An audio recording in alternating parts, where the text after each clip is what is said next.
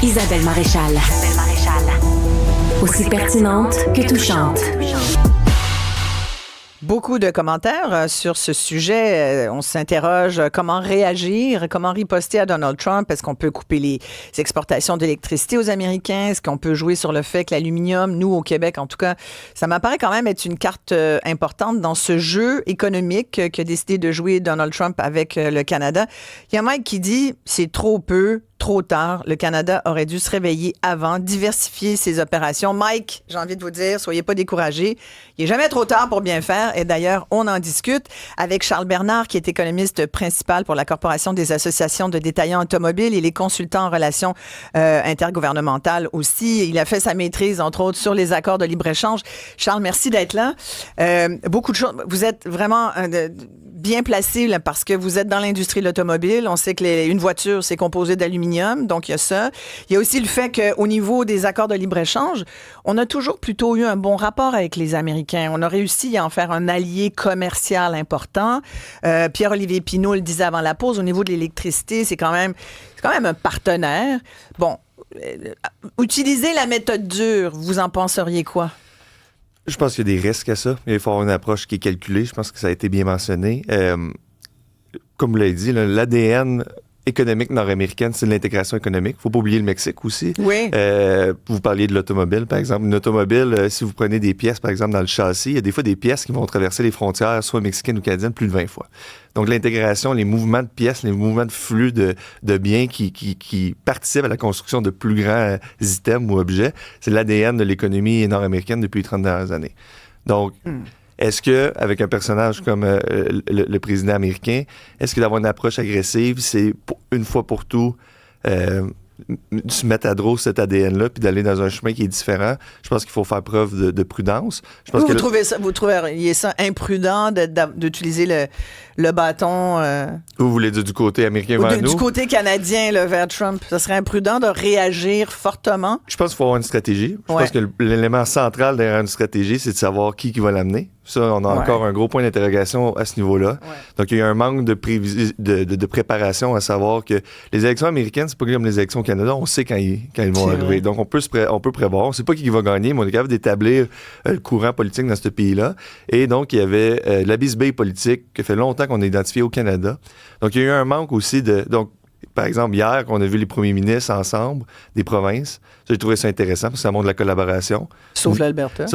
Qui veut pas mettre le pétrole sur la table. Exact. Donc, il y a des gens qui me disent, ben oui, mais on sait bien, elle mange à la même gamelle là, que Donald Trump, elle est border complotiste. Mme Smith, là. Ouais. Mais en même temps, l'Alberta, c'est une économie unidimensionnelle. Exact. À part le pétrole, là. C'est ça qu'ils ont. Là. Exact, sont dépendants de ce marché-là. Tellement. Mais nous, comment vous voyez ça, vous, d'un point de vue économique, par rapport au Québec, la carte du Québec? Quelle carte peut-on jouer, là? Je pense que la carte du Québec est assez limitée. Ça, je suis d'accord avec M. Pinault, c'est-à-dire que je pense qu'il faut comprendre que, par exemple, l'électricité est un de nos biens qu'on a, parce que j'ai entendu l'argument qui est légitime, là, c'est-à-dire qu'il faut diversifier notre économie, aller ailleurs. L'électricité, ça s'exporte pas aussi bien que certains autres produits. Donc, la carte du Québec est limitée. Je pense que la carte est taxée où la force québécoise est ancrée dans nos relations avec des marchés importants, le marché de New York, le marché de Boston, les exports dans cette région-là là, du nord-est des États-Unis. Donc, je pense que c'est de se baser sur ces relations-là et de comprendre. Je pense que c'est Mike qui disait qu'on n'avait pas de... Trop tard. Il est trop tard. Il y a des élections à ce pays-là qui arrivent à chaque 4 ans. Il y a je parle des États-Unis, il y a aussi des élections de mi-mandat qui viennent changer la structure de la Chambre. C'est plus complexe que ce que je vais dire, mais les décisions tarifaires, le rôle du Congrès est encore existant. C'est pas juste une décision unilatérale du président.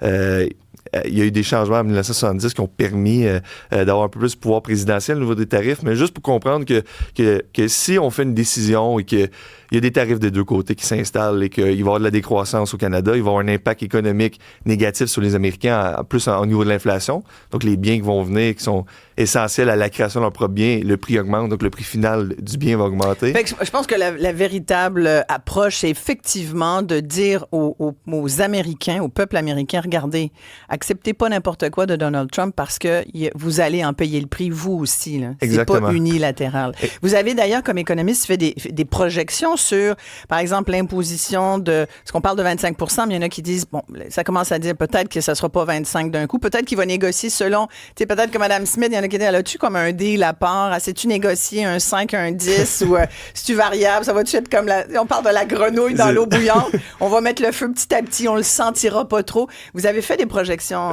oui, Charles? puis il y a des données aussi, je trouve, la BDC, la Banque de développement, a fait des données là-dessus qui regardaient les scénarios de tarifs, puis que le scénario de 25 % américain vers le Canada créerait là, une baisse de la croissance, mais de faire des tarifs des deux côtés de 25 % l'impact sur le Canada serait encore pire. Mais le point de Daniel Smith est important, c'est-à-dire que j'aime le fait que les premiers ministres ont pris un peu s'accaparer le vide du pouvoir fédéral pour un peu se positionner. Mais on connaît les politiciens, plus il y a un vide de pouvoir, plus ils vont vouloir s'en accaparer. Donc, faut pas non plus arriver à une mosaïque provinciale de chaque province a une approche. Et mon inquiétude par rapport à ça, d'un, c'est encore un manque de leadership, peu importe ça va être qui, mais Donald Trump, et ça c'est plus mon analyse à moi qui est fondée dans rien, mais je comprends qu'il y a des fois des intimidateurs, comme un monsieur comme le président américain, que des fois l'approche agressive, là on les voit dans les films, là il faut y répondre. On sort les guns nous aussi. Exact, mais dans ce cas-là, l'intimidateur c'est le fils de la directrice, donc il y a un pouvoir de négociation qu'on n'a pas, et des fois qu'on creuse, et c'est ce que j'ai peur avec les relations provinciales un à un, c'est que des fois, les intimidateurs ont juste besoin d'un ami. Ouais. Et donc, est-ce qu'on va se retrouver, parce qu'on n'a pas de leadership politique au niveau fédéral, qui, je pense, moi, l'élément clé de toute cette crise-là pour le moment, à court terme, et là, est-ce qu'on va arriver que comme vous l'avez dit, là, on avait Daniel Smith à Mar-a-Lago. Ça serait l'ami de Trump. Et là, on a des deals provinciaux intéressants, mais là, que le reste du pays. Donc le manque d'unité est central. Puis la stratégie, et ça, je vais le dire, dans un scénario où, pour des raisons, on n'est pas à l'expliquer, il demeure vraiment strict sur ses tarifs. Il y a aussi, oui, la diversification économique.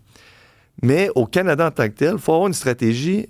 On a des barrières commerciales entre les provinces qui sont majeures. Il y a des études qui montrent que 15 à 20 % les prix augmentent. Donc, un tarif interne de 15 à 20 % à cause de nos réglementations. Vous parlez des entrepreneurs, il y en a plein qui vont dire que c'est plus dur de vendre au Nouveau-Brunswick que c'est de vendre aux États-Unis. Donc, si on est dans une situation que notre économie est affectée par des tarifs et que peu importe notre carte, rien change, ben là, il faut se regarder à l'interne et dire on a des enjeux de productivité et il y a des centaines d'experts qui ont déjà identifié les leviers pour améliorer nos enjeux de productivité.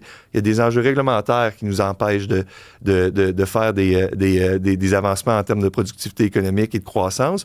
Il y a aussi, il y a plein d'économistes qui l'ont mentionné, que la taxe carbone, outre l'aspect politique puis la valeur environnementale qui est légitime, ça a quand même lancé un signal à bien des investisseurs que c'est un marché qui est plus dur à faire des opérations manufacturières. Et tantôt, vous avez mentionné le secteur manufacturier, il s'est contracté d'une grande façon à cause de ces annonces-là sur la taxe carbone.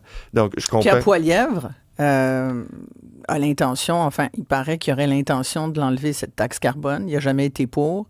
Il pourrait la remplacer par autre chose. Mais... Et Mme Freeland, j'ai vu ça en arrivant ici. Elle a mentionné que si elle gagnait l'élection du parti et qu'elle aussi retirerait cette taxe-là. Donc, vous voyez, donc... il va falloir... C'est sûr qu'on risque... Puis là, c'est un autre sujet, mais c'est quand même relié.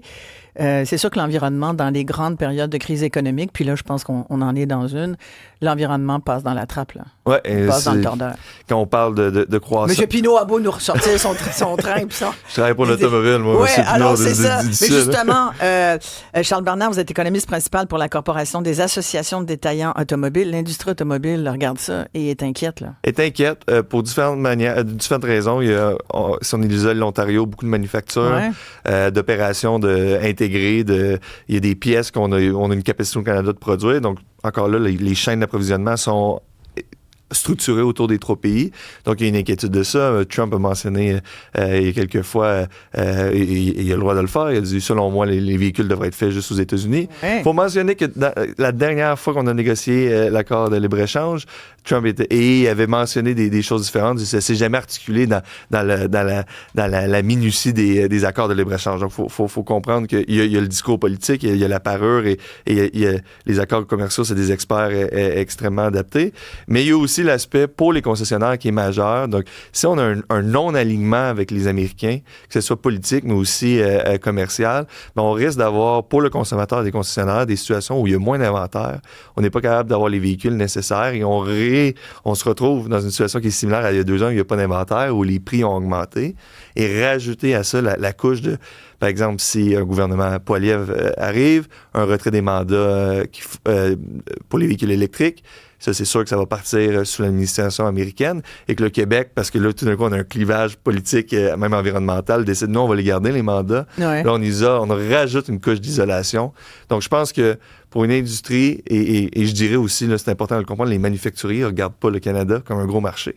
Ils regardent leur carte là, dans leur gros bureau à New York ou en Allemagne. Ouais. C'est l'Amérique du Nord, c'est un marché entier. Et si le Canada décide d'avoir une approche qui est différente des celles des Américaines et qui est de la chicane essentiellement, on ne gagnera pas. Là, on ne gagnera pas à ce niveau-là. Donc, ouais. et l'intégration économique, c'est un processus qui se déploie depuis 40 dernières années. Il est fondamental. Mais l'approche américaine, et il y a des recherches là-dessus, si vous voulez voir, là, l'interdépendance armée, c'est un concept qui a été développé, là, qui explique, on le voit bien avec Taïwan et les États-Unis, ou que un pays comme les États-Unis identifie une relation commerciale avantageuse ou désavantageuse et l'utilise pour un levier. Donc, les semi-conducteurs à Taïwan, c'est un objet de contrôle un peu et de dire non, faut rester aligné parce qu'on peut pas laisser la Chine avoir vos semi-conducteurs. Vous avez un enjeu militaire aussi. Mm-hmm. Donc, ce processus-là américain, Obama le faisait aussi. Là. Donc, c'était identifié encore là, des variables commerciales qu'on pouvait mettre le doigt dessus. C'est juste qu'on n'avait jamais anticipé que ces variables commerciales-là, en Amérique du Nord, allaient être identifiées comme étant quelque chose qu'on pouvait peser dessus. Et en répondant aussi rapidement et aussi un peu sans leadership, ben, on confirme à l'administration américaine que ça a un effet. Complètement. Et on sait comment que cette personne-là agit, et comment que l'administration américaine fonctionne sous ce président-là. Donc, quand il y a une réaction, il va pas s'adapter. Donc, mais là, moi, la question américaine, je comprends les inquiétudes. Là, je veux pas délégitimiser les gens qui sont inquiets, mais je pense qu'on a des choses à l'interne à regarder en termes au moins sachons qui va nous représenter. Ouais. Et après, là, on peut avoir des discussions sur quoi nos armes, mais je pense que et notre approche, mais je pense qu'il faut s'allier et avoir un front commun qui est mené par le premier ministre. Les questions énergétiques, oui, c'est une compétence provinciale, mais quand on parle de commerce des matières énergétiques, le gouvernement fédéral a un mot à dire. Donc, cet élément-là est important et je pense que c'est là-dessus qu'il faut régler avant de s'inquiéter à long terme.